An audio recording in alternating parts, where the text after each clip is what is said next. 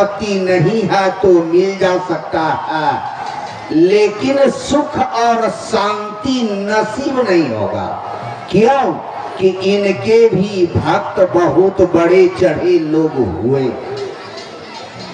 रावण, कंस, हिरण्याकश्यप, हिरण्याक्ष एक कम बड़े भक्त नहीं थे, एक से एक भक्त थे।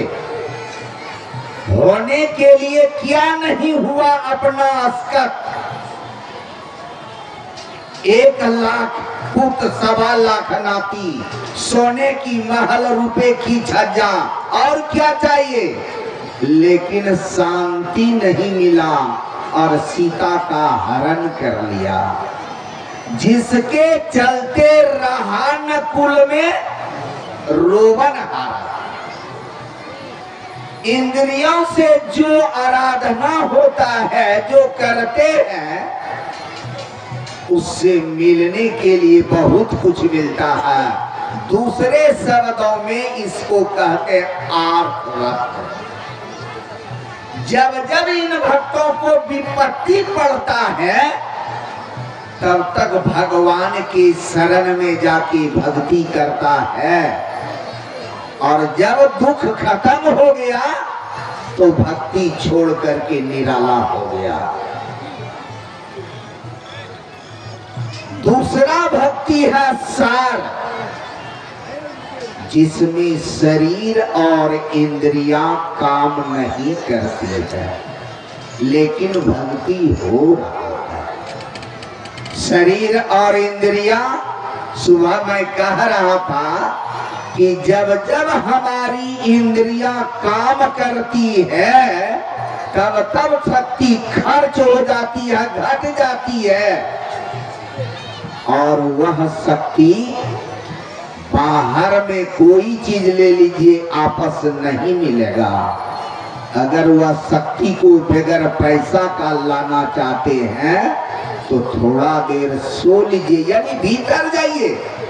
भीतर जाने में कोई इंद्रियां काम नहीं करती है, सारे के सारे इंद्रियां नीचे सो जाती है। जैसे हम लोगों का बासा भी आंख के मध्य में, स्वप्न में, कंठ में, गहरी नींद की अवस्था में हृदय में होती है। यहाँ किसी को इधर से उधर उल्टा दीजिए, कोई पता नहीं चलता। गए थे सुल्तानगंज के आगे है सुइया पहाड़ एक, वहां सत्संग में गए थे। तो डेरा था दूसरे यहाँ और सत्संग था एक दूसरे की। सत्संग करके आए तो घर वाला का बच्ची जो 7वां 8वां में पढ़ती थी, वो पढ़ते पढ़ते मेरे चौकी पर सो गई थी, मेरे बेडशीट पर। घर वाला आया तो बड़ा दुख और क्रोध हुआ। मैंने कहा बच्चा था, पढ़ते पढ़ते सो गई। कहा नहीं, इन लोगों का आदत बिगड़ गया है। और गुस्से में एक टांग एक हाथ पकड़ के झूला करके दूसरे घर में ले आया। सुबह सुबह जब वह ट्यूशन जाने लगी तो उसका नाम था संध्या। मैंने कहा रे संध्या इधर आओ। तो कहा बाबा मुझे कहते हैं। मैंने कहा हाँ। दौड़ करके आई और मैंने पूछा रात्रि में कहा तुम सो गई थी, सो बताओ। कहा बाबा सोए थे आपके चौकी पर, लेकिन हमको अंदर कौन ले गया हम नहीं जानते। वह तो बच्ची है, हम आप सोते हैं, बगल से चोरवा सब कुछ उठा के ले जाता, पता चलता कहाँ। आप इंद्रियों के ज्ञान में नहीं हैं, और जब सो के उठते हैं कहते आज खूब सोया। सो के उठते हैं तो शरीर भी ताजा का ताजा दिखता है, संसार भी अच्छा लगता है, बाल बच्चा भी अच्छा लगता है, धन संपत्ति भी अच्छा लग रहा है।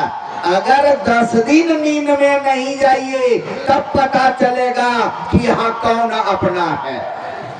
जैसे कोरोना में तो पता चल ही गया था ना, रोगी हॉस्पिटल से आने के बाद घर छोड़ के घर वाला भाग जाता था।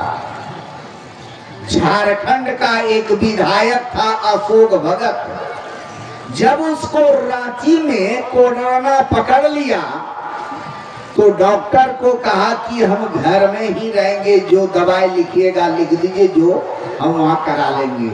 तो लिख दिया। घर जब आया तो उन्होंने स्थिति बताया कि सबसे पहले हमारे रूम का एक ग्रिल उखाड़ दिया और पत्नी भोजन बना के लाती थी, उधर एक टेबल धरा रहता था, टेबल पर से फेल के दे देती थी और उसमें भी जाके साबुन से हाथ धोती थी। वह कहता था कि आप लोग जो कहते हैं केकरो कोई नहीं, तो हम हंसते थे, कहते दो बाबा तो क्या पता है। लेकिन ये कोरोना में सब याद दिला दिया केकरो कोई नहीं। वो मुर्गवा ठीक ही कहता केकरो कोई नहीं।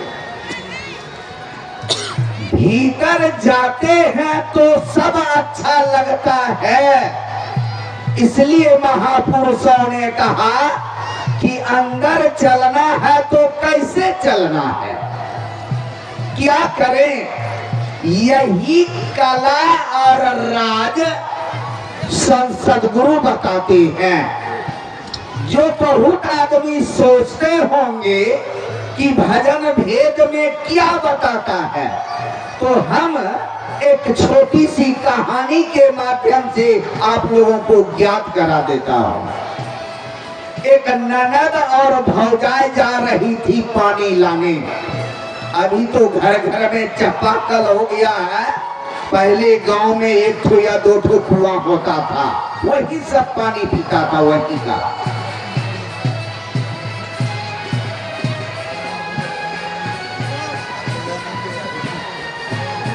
बाबा जी आ गए हैं।